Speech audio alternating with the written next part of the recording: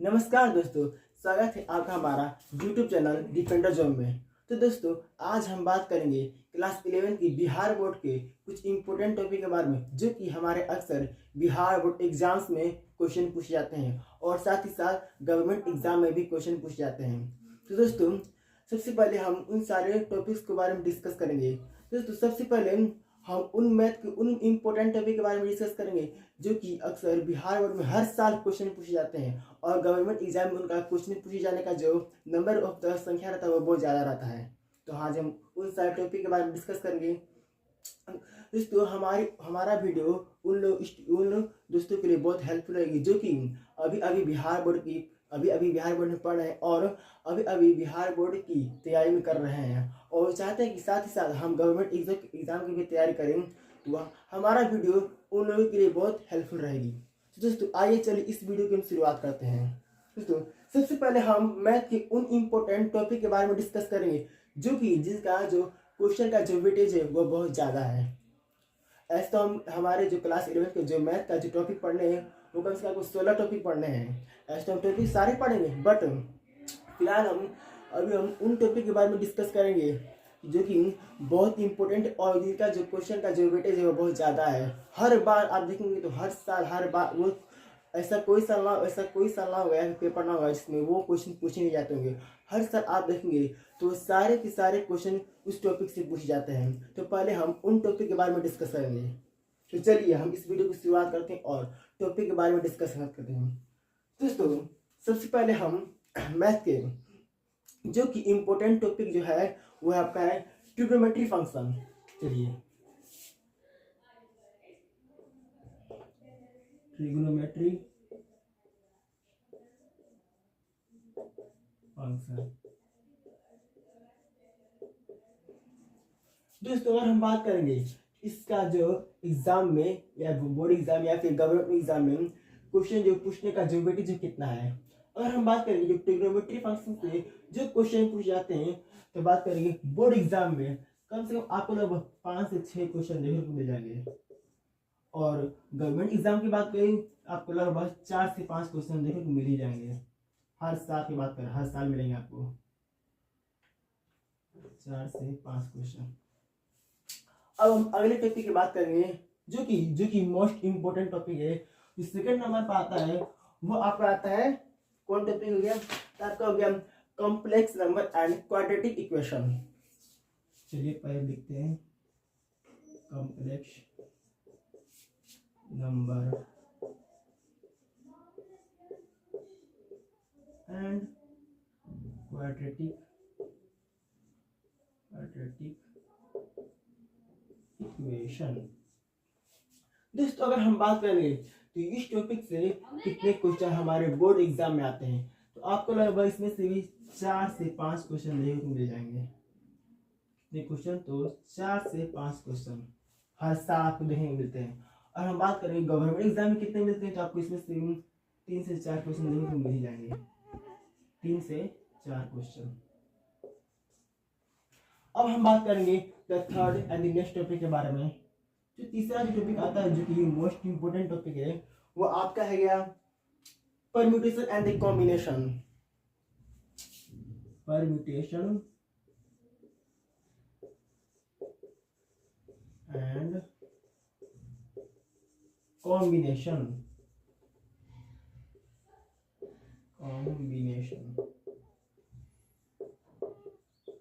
अगर हम बात करेंगे इसमें से कितने क्वेश्चन पूछे जाते हैं, तो बोर्ड एग्जाम इसमें से लगभग 4 से 5 क्वेश्चन देखने को मिल जाएंगे और गवर्नमेंट एग्जाम की बात करें जिससे आपको 3 से 4 क्वेश्चन देखने को मिल जाते हैं हर साल।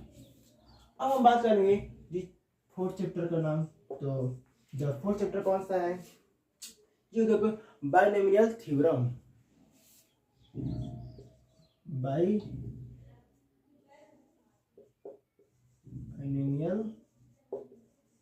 थ्योरम।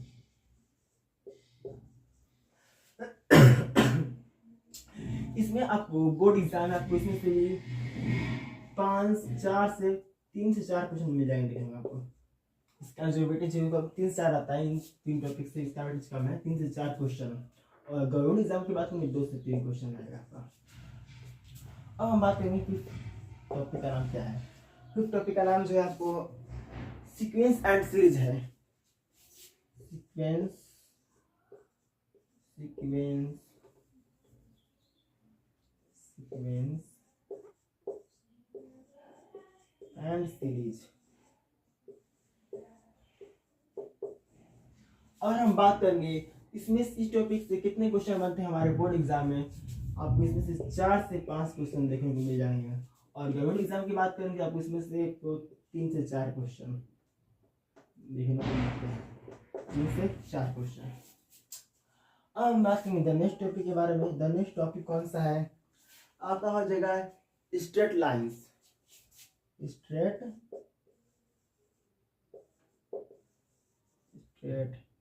लाइन।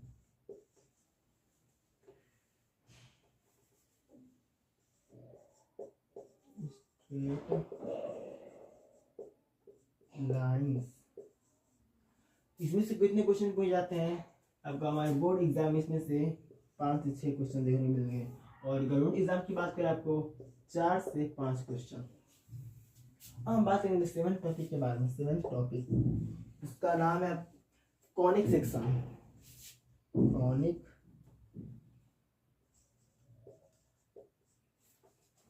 सेक्शन। अगर बात करें आपको इसमें से बोर्ड एग्जाम में कितने क्वेश्चन बनते हैं आपको? 4 से इसमें से 5 क्वेश्चन आपको देखने को मिल जाएंगे। 4 से 5 क्वेश्चन आपको देखने को मिलते हैं। और गवर्नमेंट एग्जाम में बात करें आपको 3 से 4 क्वेश्चन। अब अगले टॉपिक की बात करें। अगले टॉपिक का नाम है जो कि मोस्ट इम्पोर्टेंट है आपका है इंट्रोडक्शन टू 3 डायमेट्री ज्योमेट्री।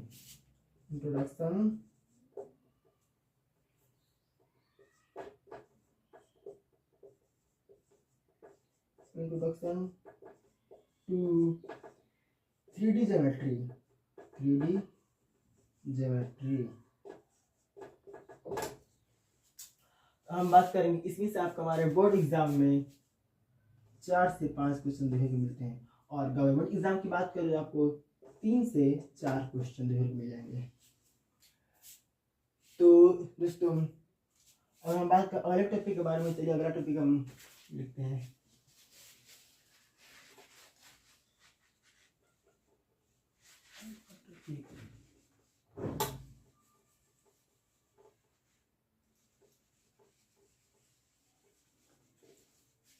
जो आपका जो अगला द मोस्ट इम्पोर्टेंट टॉपिक है वो है आपका। तो अब हम बात करेंगे अगले चैप्टर के बारे में। तो अगला टॉपिक कौन सा है?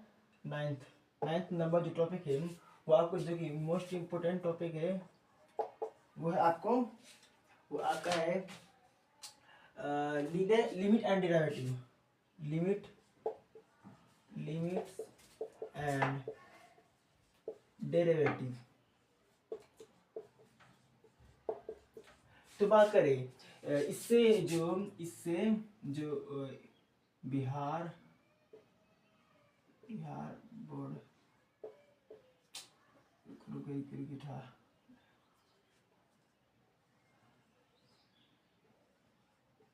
Bihar board exam question and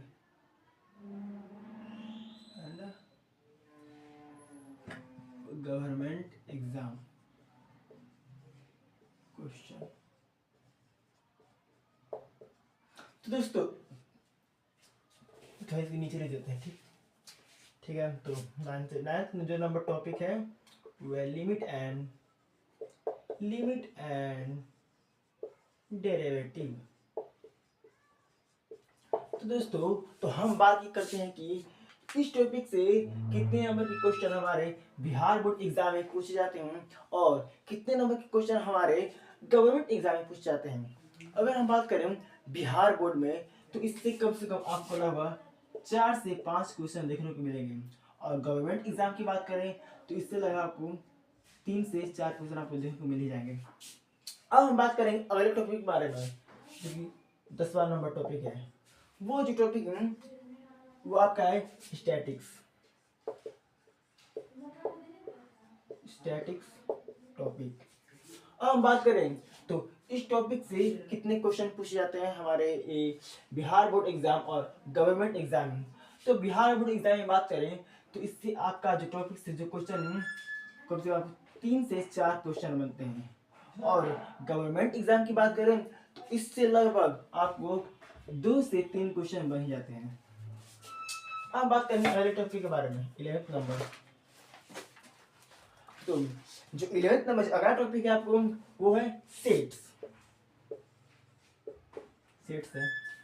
अब हम बात करेंगे तो इससे लगभग आपको 2 से 3 क्वेश्चन बिहार बोर्ड में और 1 से 2 क्वेश्चन गवर्नमेंट एग्जाम में। दोस्तों अगर हम बात करें जो ये टॉपिक है उतना इम्पोर्टेंट नहीं है मतलब, लेकिन बिहार बोर्ड से मान लीजिए बिहार बोर्ड को देखा जाए तो इसके लिए है क्योंकि इससे 2 से 3 क्वेश्चन लगातार हर साल आते हैं। बट अगर गवर्नमेंट एग्जाम की बात करें तो इससे आपको हर साल तो नहीं मतलब कभी कभार साल ही आपको 1 से 2 क्वेश्चन देखने को मिलेंगे, या किसी साल तो एक ही क्वेश्चन देखने को मिलेंगे। बट कभी कभी ऐसा भी होता है किसी क्वेश्चन ही नहीं आते हैं किसी में। तो गवर्नमेंट एग्जाम में बिहार बोर्ड एग्जाम में तो हर साल आते हैं, या 2 या 3 को कितना भी आया है। बट गवर्नमेंट एग्जाम में इससे जो क्वेश्चन बनते हैं इससे कभी कभार बनते ही नहीं हैं, और कभी कभार तो 1 से 2 बनते हैं और कभी कभी सिर्फ 1 ही बनते हैं। फिर भी हम मिनिमम 1 से 2 मान लेते हैं। ठीक, हम बात करें 12 नंबर टॉपिक। जो 12th नंबर जो टॉपिक इसका नाम है relation and function.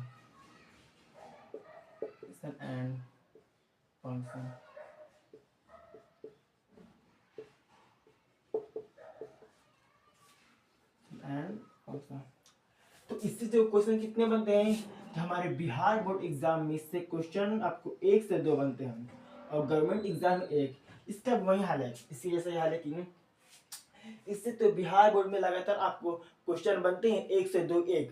But government exam में हर साल तो नहीं आते हैं, बट कभी कभी आते हैं तो सिर्फ 1 ही आते हैं, और कभी कभी ऐसा भी होता है कि क्वेश्चन इसके आते ही नहीं है, तो हम मिनिमम 1 मान लेते हैं। ठीक, अब बात करें 13 नंबर टॉपिक आपका जो है वो है मैथमेटिकल रीजनिंग।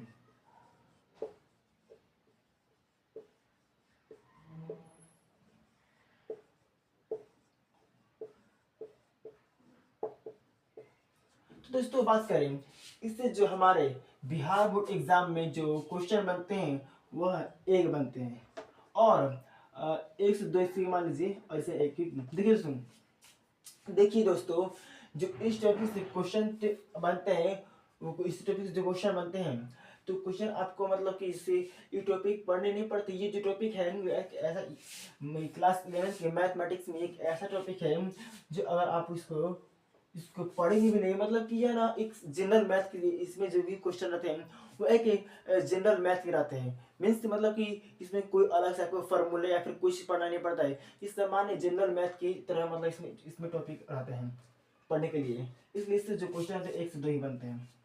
हम बात करेंगे 14 नंबर टॉपिक। जो 14 नंबर जो टॉपिक है वो आपका है प्रिंसिपल ऑफ मैथमेटिकल इंडक्शन।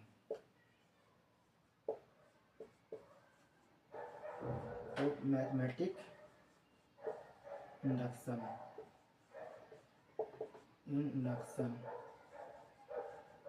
इससे जो क्वेश्चन बनता है वो आपका 2 बनता है, उससे 1 बनता है। ठीक, 2 नहीं 2 से 4, अरे 2 से 3, 1 से 2। अब बात करते हैं 15 नंबर टॉपिक है वो आपका है क्या है, तो आपका वो है गया आपका हाँ लीनियर इनइक्वालिटीज।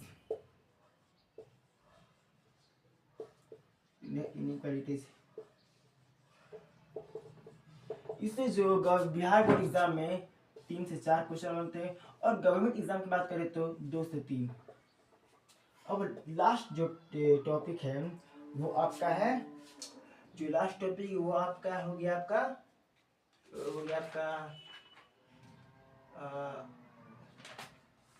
जो आपका जो लास्ट टॉपिक है वो है